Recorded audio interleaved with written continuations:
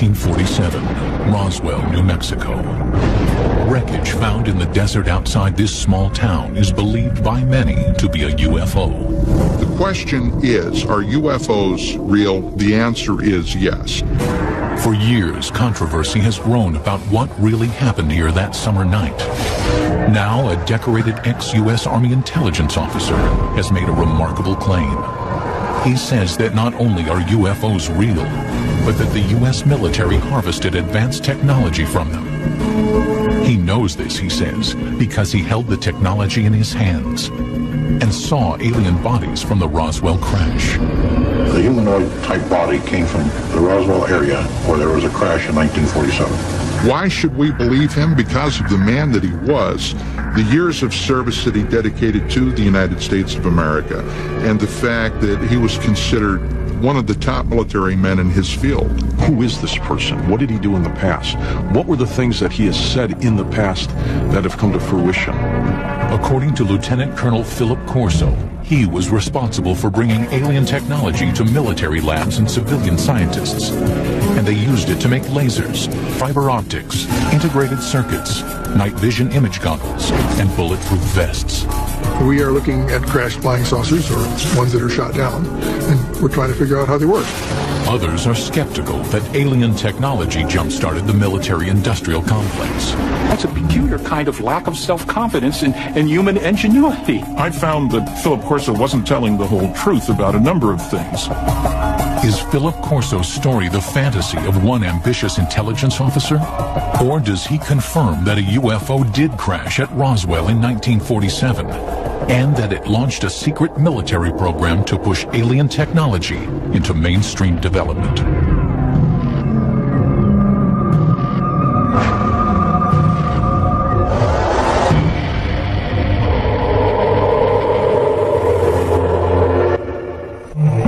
Summer 1947. Major Philip J. Corso is on patrol at the Army base at Fort Riley, Kansas, when he encounters something that will challenge everything he knows about heaven and earth. Corso was a career military man, a respected intelligence officer, and an artillery commander with his finger on the nuclear button. But inside a crate in a deserted building, Corso swore was a being from another planet. Corso would publish an account of this and other revelations in a book called The Day After Roswell, a New York Times bestseller when it came out in 1997. In one of his book signings, 5 colonels came to him and verified that my father was right on with everything that was written in the book. Corso died in 1998. But the material he presented in his book is still controversial. Now, for the first time, the full story of his military career and his startling UFO allegations are being told on television. 1942, the year after the Pearl Harbor attack. Philip Corso, a small-town boy from Pennsylvania, is drafted into the Army.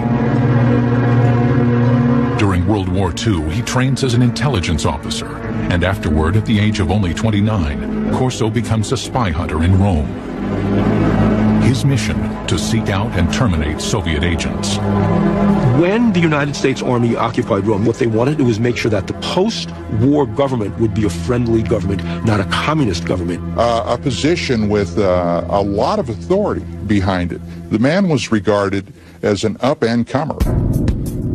By April of 1947, Corso returns to the United States for additional training at the U.S. Army's intelligence school at Fort Riley. 3 months later, in July 1947, comes that fateful night when he claims he has the encounter that shakes him to his core.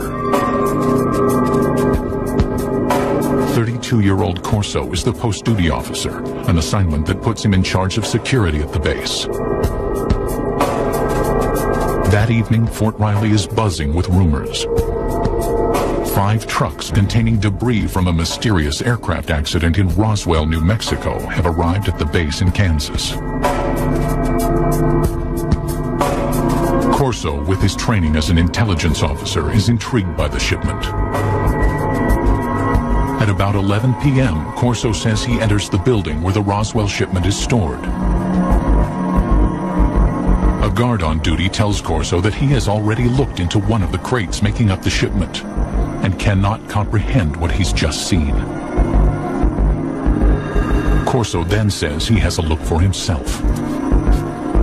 And he sees these, they look like coffins. They're little, they're like kid coffins. He can't figure out what that is. So he goes and he picks up the tarp. It looked like a thin body, and a humanoid with a sort of a big head on it, and eyes, but not too long, and not, the shape of it was not as wide, as I say, as our bodies are. Corso says this was his first encounter with extraterrestrials, but it would not be his last, nor his most significant. Later, he would be given top-secret files and alien artifacts that, he claims, would generate a new technological world order. But in 1947, that day was still a decade away.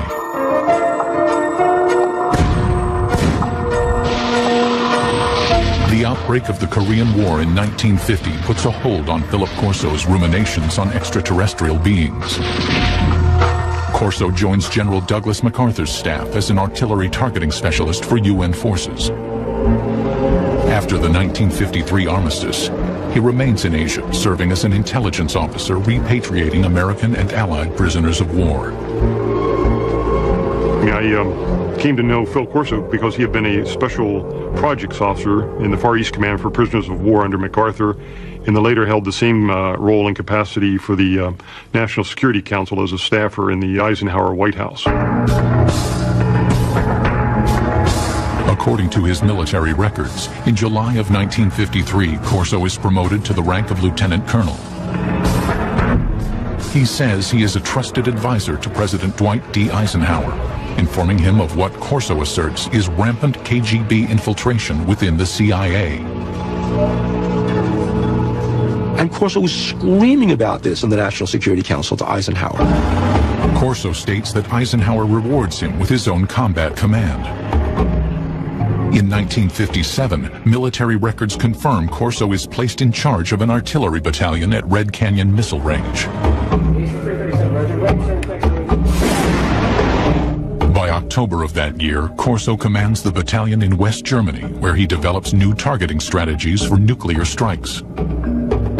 He's shown he can do the one thing, he'll follow orders, but he's shown initiative. He had sole command of a nuclear weapons battery.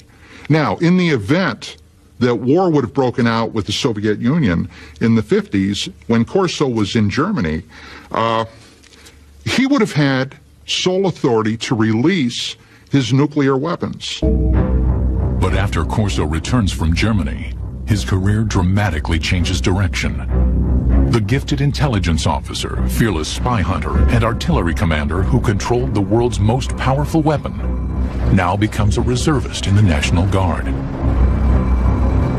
In October of 1960, Corso is virtually in retirement, a part-time unit advisor to a National Guard base in Maryland. You could say it meant that some people were displeased with him, but it's just as easy to say he didn't have what it takes. But Corso's supporters believe Corso is being groomed for his most important and most secret assignment. Now there is a big green hand running his career. That big green hand is the hand of Arthur Trudeau.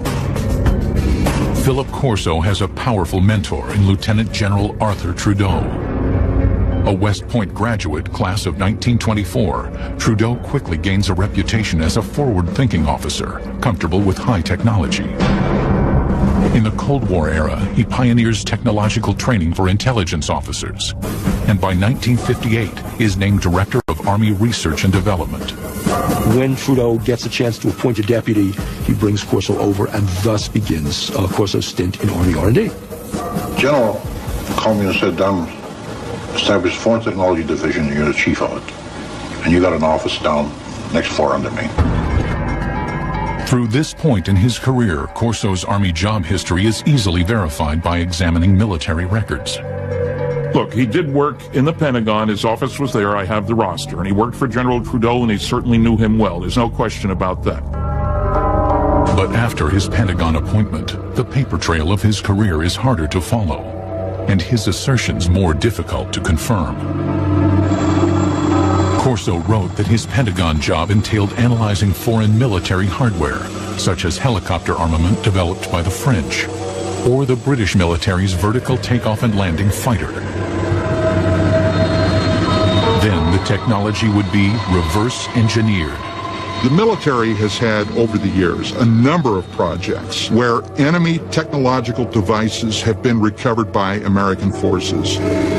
So one of Corso's jobs was to get this foreign technology, this French technology, and reverse engineer it. And then if they had something good, fed into our own technological timeline. Reverse engineering plays a significant role in the spycraft of the Cold War era. The Soviets used captured American Sabre jets to reverse engineer U.S. technology, and the U.S. captured Soviet MiGs to reverse engineer Soviet technology. But if Corso's routine job involves examining technology from abroad, his task would soon change. Sometime after July 20th, 1961, Corso claims that General Trudeau calls him into his office and gives him an astounding directive. Examine technology captured from the 1947 alien spaceship crash in Roswell, New Mexico. Trudeau has a filing cabinet delivered to Corso's Pentagon office. Inside, Corso says, is proof positive of aliens visiting Earth and alien technology that Corso insists he will use to change the world.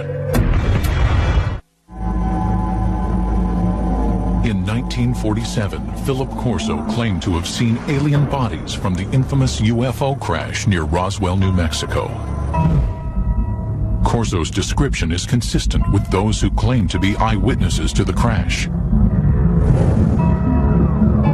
The aliens, according to these witnesses, were 4 small human-like beings with 4-fingered hands, thin legs and feet, an oversized head, and large almond-shaped eyes. These descriptions purportedly appear in these classified documents prepared by government investigators. To this day, the documents have not been authenticated.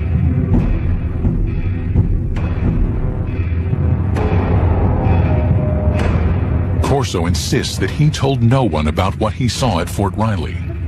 But in the summer of 1961, the 46-year-old lieutenant colonel is assigned to a Pentagon project that will force him to recall his eerie experiences.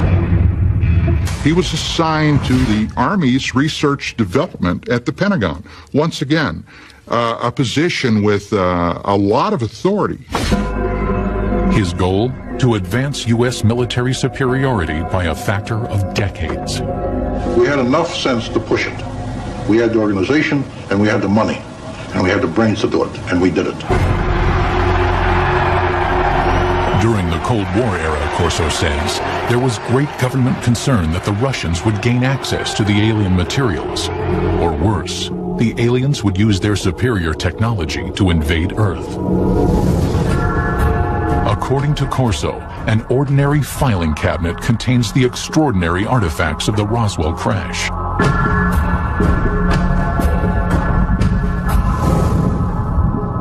A piece of super strong metallic cloth. Corso contends it may have protected the alien pilots in their spacecraft. A tube that appears to shoot a searing red light. Corso thinks it might be a surgical instrument or a weapon. An alien-made headband that, according to his military reports, might have been used to transmit thoughts or control the alien craft.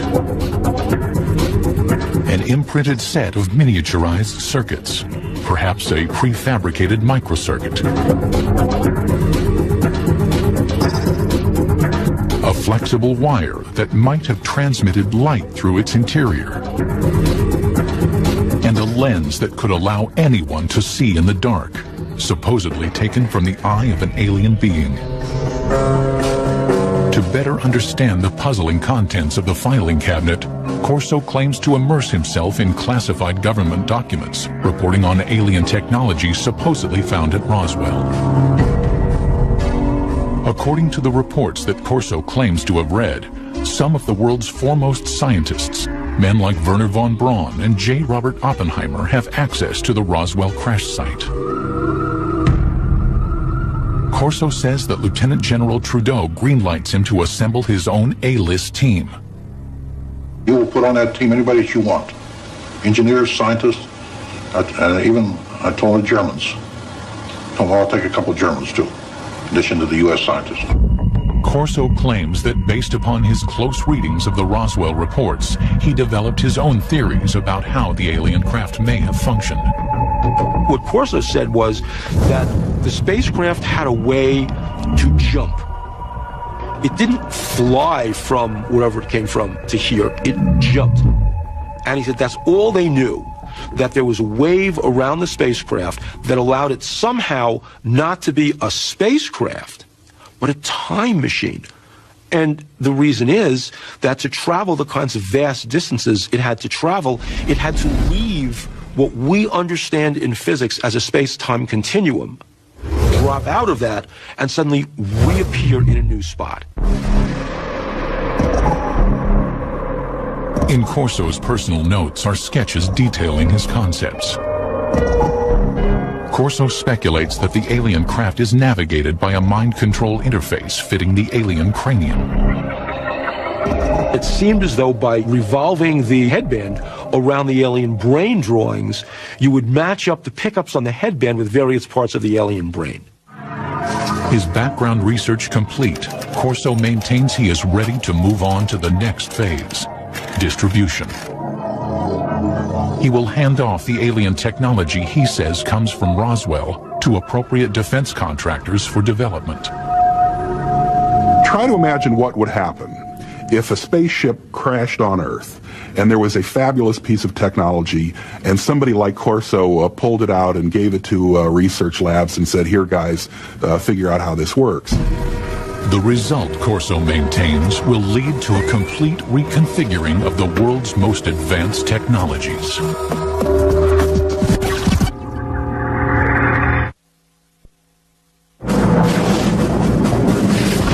In the early 1960s, America's military might is directed toward fighting the Cold War. Lieutenant Colonel Philip Corso wants to bring alien technology from Roswell into the fray. By the end of the summer of 1961, he maintains that he begins to contact military weapons labs about his alien artifacts. Now, the Army laboratories also had civilian scientists there, and they developed this relationship of handling classified material. Phil Corso felt very comfortable working through the Army laboratories to the civilian scientists because the clearances were all taken care of by the laboratory. America is dotted with top-secret high-tech labs where civilian scientists work on sensitive military projects. Los Alamos, home of the Manhattan Project, is perhaps the most famous. But in 1961, Fort Belvoir in Virginia is quietly working on a decade-long project to develop night vision engineering. Corso claims he makes this lab the first he approaches with alien technology. In order to get these things reverse engineered properly, you couldn't just take this to a Radio Shack. I mean, it had to go to a place where somebody would understand the technology. According to Corso, Roswell eyewitnesses report that the alien craft has image-intensifying technology. If one went inside the ship and looked out, the world outside would look as bright as day, even at night. There is also, according to Corso, a lens taken out of an alien's eye that has light-enhancing properties. No one knows how the two are related, says Corso, but he knows their potential value. Corso maintains that by the late summer of 1961, he helps researchers at Fort Belvoir by showing them the alien light-enhancing, possibly other light-enhancing technology from the Roswell craft. This was a kind of technology that, although we think we have a very clear line of development going back to the Second World War, we take a look at how this technology has literally geometrically exploded over the years. Now, can this be attributed to this technology that was picked up at Roswell, according to Corso? Well, according to him, it can be. Corso says he wasn't able to further develop the alien mind control interface. His theory was that it would only function with an alien brain. But this momentary setback, he claims, didn't forestall development of another Roswell artifact, an imprinted circuit of mysterious design. We also had a little charred chip. Small thing, maybe 3/8 of an inch, square, 2 threads coming out, and a little wind in the center with thin wires. These came from Roswell. We didn't know exactly the function of the integrated circuits, but we suspected that these were circuits, electrical circuits. Corso asserts that he brings the object to Bell Labs, which had developed the transistor 14 years earlier. He says scientists there were able to analyze and later recreate the alien microchip. What would happen if something like that were to occur? Well, what would happen is, in a very short time, the world would be transformed radically. There's no doubt that after the development of the integrated circuit in the early 1960s, the world is transformed. Electronic devices from the cell phone to the laptop computer become reality. Corso claims the Roswell microchip was supposedly damaged from the crash, but that in his possession is another alien object, this one apparently fully functioning. He knows from reports that when people were shining this thing around, it caused burning on the surfaces that it was aimed at. Corso says he reads classified military reports speculating that the artifact from Roswell, apparently capable of burning holes in walls, is some kind of cutting tool, perhaps used for surgery. At Hughes Aircraft from the late 1950s into the early 1960s, researchers have been working on what would become the first laser tracking and targeting devices for military aircraft. But engineers have run into a snag in their efforts to create a practical device.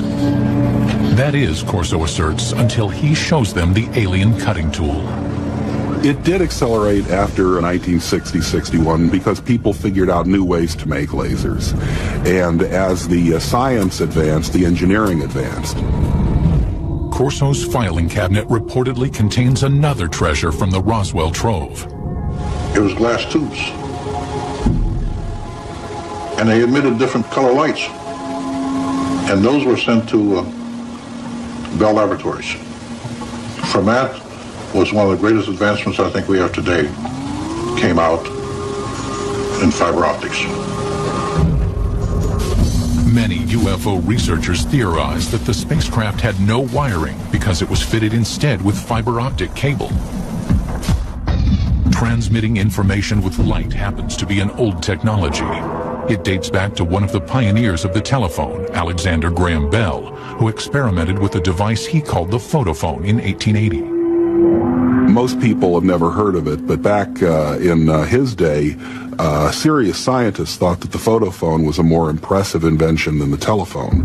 The photophone was a way that you could transmit a voice signal over a beam of light. Corso's research tells him that data transmission via light had failed because scientists could not direct a beam of light around corners. But Corso contends that the Roswell artifacts might hold the answer. They were looking at this glass fibers and say, wow, the light actually turns a corner. How can light go in curves? And then they concluded the reason for that was because it had a cladding wrap on it. The cladding was the key discovery you had to make in order to make fiber optics work. Although it would not be until the 1970s that fiber optics were in general use, UFO researchers believed that the cladding wrap on the alien artifact, an outer covering on the fiber that guided the light, made it possible for earthly fiber optics to advance.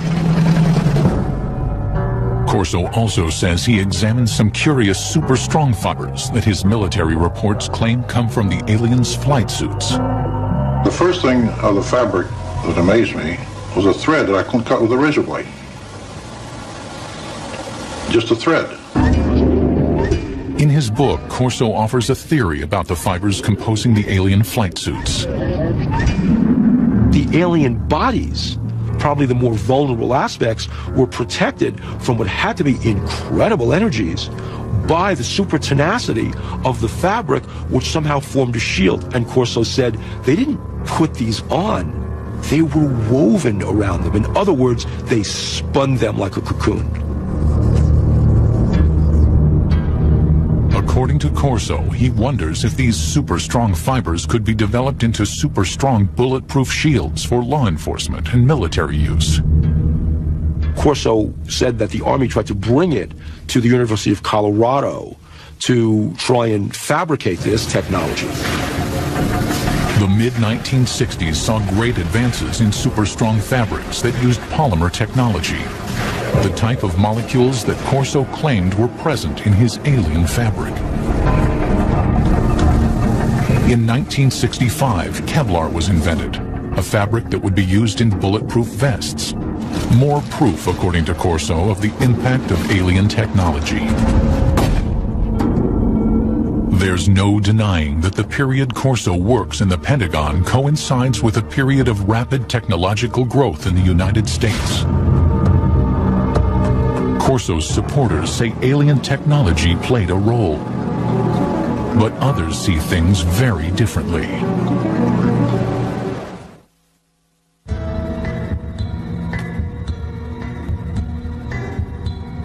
In his best-selling book, The Day After Roswell, Lieutenant Colonel Philip Corso claimed to introduce alien technology from the 1947 Roswell crash to the American military's technological agenda. But others say that the scientific leaps of the 1960s were not made by one hero, and not with the help of aliens. It's nice to think in terms of one heroic person leading us into the new world of far-out technology learned from saucers. That sounds great.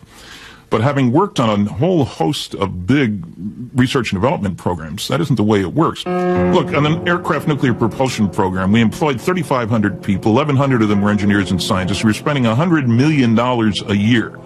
That's the kind of effort it takes to develop new technology. And that was in 1958 dollars at that. Corso claims that the laser jumped from theory to practice after scientists examined the device found in the Roswell crash debris.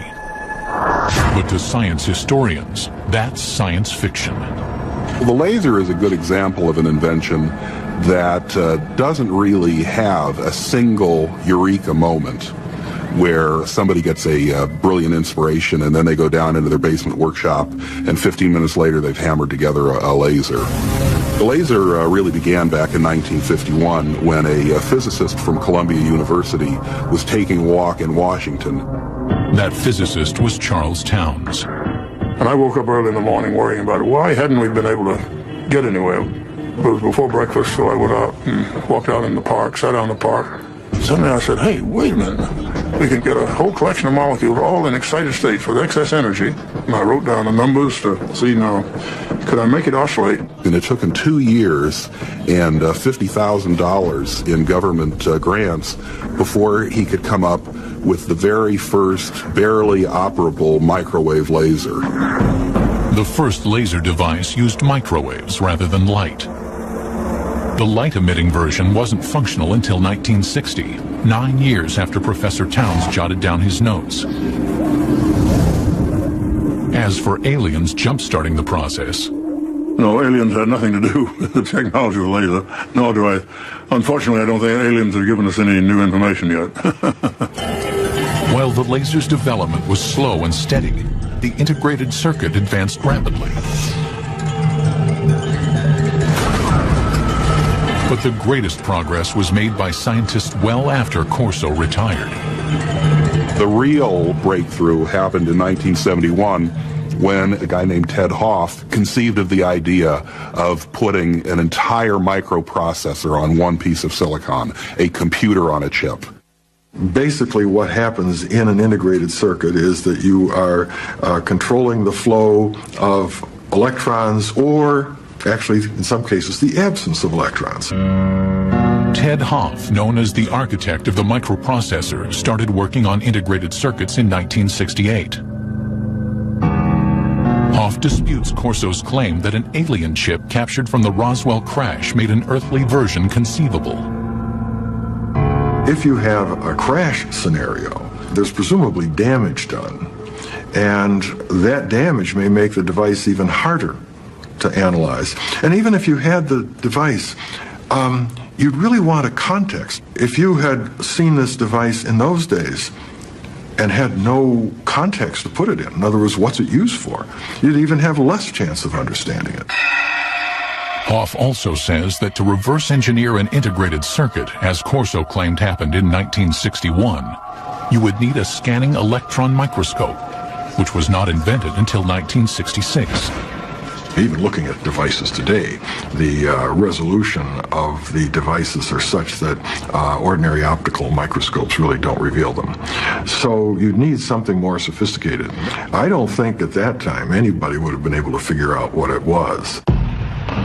Philip Corso also claimed that his alien fiber optics cable inspired scientists.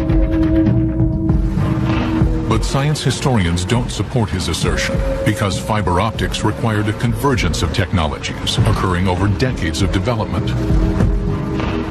The idea really became interesting in 1965 when lasers were available and people suddenly realized there was a commercial use for fiber optics. So shortly after that, the project was tackled by a trio of inventors at Corning, and they came up with a successful fiber optic in 1970. The highly directional light of a laser improved signal strength. The team of researchers at Corning Glass created a form of fused silica. This super pure glass material was capable of carrying 65,000 times more information than copper wire. This made fiber optics commercially practical 10 years after Corso claimed to have accelerated the technology. That's the real achievement that Don Keck and Peter Schultz and Bob Maurer came up with when they were at Corning. It was coming up with this completely unexpected way to make glass. Corso also stated that he inspired a quantum leap in image enhancement technology. But science historians say the technology of turning night into day was also decades in the making. Progress increased so incrementally. It goes all the way back to the 1940s when image intensifying radar scopes were issued to Allied troops in the Pacific Theater. The first night vision gear employed thermal imaging. Developed by the Germans during World War II, it brought heat energy into the visible spectrum using an infrared light and a receiver. Then, by the early 1960s, William Spicer, a Defense Department researcher, had created image intensification technology. Fort Belvoir scientists built upon his work. Image intensification requires no additional light. Functioning like a radio receiver for light waves, it amplifies existing light. Today's image intensifiers are small enough to be worn as goggles and are capable of amplifying light by a factor of 35,000. Scientists suggest that if Corso really had an alien image enhancer, showing it to researchers in the 1960s did little to advance the technology's measured progress. The engineering that was required just progressed at a very slow rate. Making night vision work was largely the result of really brilliant engineering. Finally, according to technology experts, Corso's super tenacity fibers came not from alien spacesuits, but from years of research by a scientist named Stephanie Kwolek, who worked at the DuPont Company. She learned how to organize super strong chains of atoms in 1965, and by 1971, Kevlar was on the market. The theory that something like Kevlar came off a flying saucer strikes me as being insulting to someone like Stephanie Kwolek, who poured enormous amounts of effort, years of her life, tremendous dedication and brain power went into cracking the secrets of nature. Furthermore, some skeptics insist Lieutenant Colonel Corso simply didn't have the technical background to run a reverse engineering program. I read something he'd written years ago and found that it was not high-tech. I worked for General Electric, Westinghouse, General Motors, TRW Systems, McDonnell Douglas, with lots of technical people. I'm a physicist myself. And I saw nothing in what Corso had written that gave any indication of his having the knowledge, the skills, the talent, the background to handle stuff like this and get it into industry. Corso had an answer to this objection, claiming that his team of A-list scientists helped him interpret the Roswell cache. I didn't have the training or the background for something. You know, they got highly technical. But fortunately, the German scientists were there. I knew von Braun, and I knew Hermann Obert. Obert was a man who said we've been helped. But we had to keep it quiet to protect our budget, protect our organization. For doubters, there is also the issue of Corso's rank. A lieutenant colonel, some argue, wouldn't be running things as Corso claimed he was. I think an indication of his value to the military would have been given by the fact that he was not a full colonel, despite all his years in service. But others stand by Corso's assertions, particularly those who say they're familiar with the way the U.S. military functions. Back in those days, you know, a lieutenant colonel had a lot more authority and position than a lieutenant colonel today has. And even today, you've got lieutenant colonels doing quite a bit of the important tactical and even strategic planning and operation. The History Channel contacted the military contractors Corso claims to have worked with, and all say there was no alien involvement in the technologies Corso says he jump-started. No memos, directives, or paperwork of any kind exist to directly support Corso's assertions about reverse engineering alien technology. But Corso's supporters say there is no paper trail for a very good reason.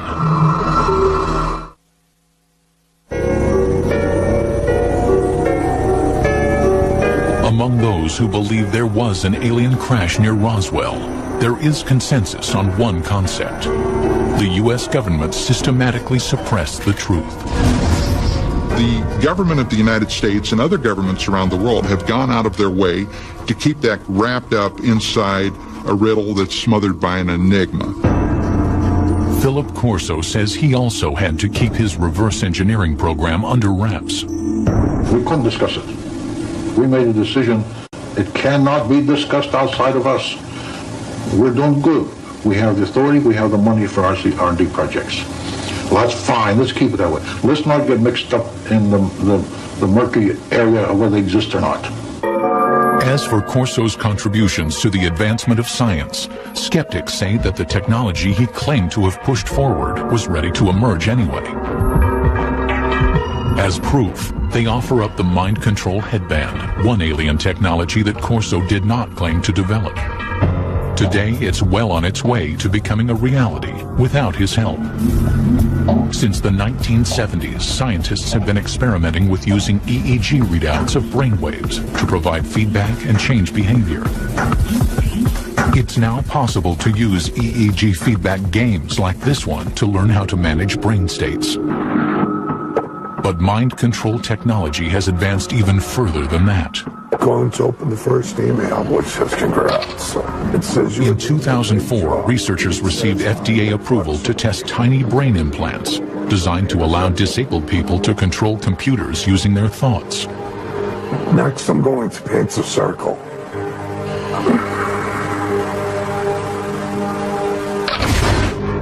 UFO researchers say the government's supposed cover-up may forever obscure the facts of Roswell, and therefore also obscure the truth about whether alien technology played a supporting role in the development of fiber optics, super strong fabrics, lasers, integrated circuits, or battle-ready image enhancement. Some people think that, for example, aliens intervened in 3500 BC in Egypt to help the Egyptians build pyramids. You know, well, doggone it, the Egyptians of 3500 BC were fully capable of putting big blocks on top of other big blocks, right? If the Egyptians had suddenly developed cell phones or something like that, then I would say, okay, there's intervention there. But that's not what they did. But while Lieutenant Colonel Philip Corso might be questioned, his ideas deemed controversial, and his predictions dismissed as the stuff of science fiction, his impact on UFO legend and lore can never be minimized. The military, the Pentagon, the government of the United States does not give that type of authority to a loose cannon. This man was highly regarded, highly respected. At my age, what do I have to lose? I have to let my grandchildren and my children know this, because how long will I be around yet? And when I go, it goes with me. There must have been many days that Philip Corso said to himself, why me? Why do I have this information? And again, I think that's one of the things that probably plagued him for so many years. It's pretty difficult to keep a secret like that within yourself. Even today, only 10% of the story is told, my father says. The rest is classified. The USS Tecumseh, invincible, indestructible. She is one of the newest, one of the most powerful ironclads that there is. So why did she sink like a stone off the Alabama coast? Divers investigate what happened after the captain said, damn the torpedoes, and sailed full steam ahead into battle on Deep Sea Detectives. Tonight at 8 on the History Channel.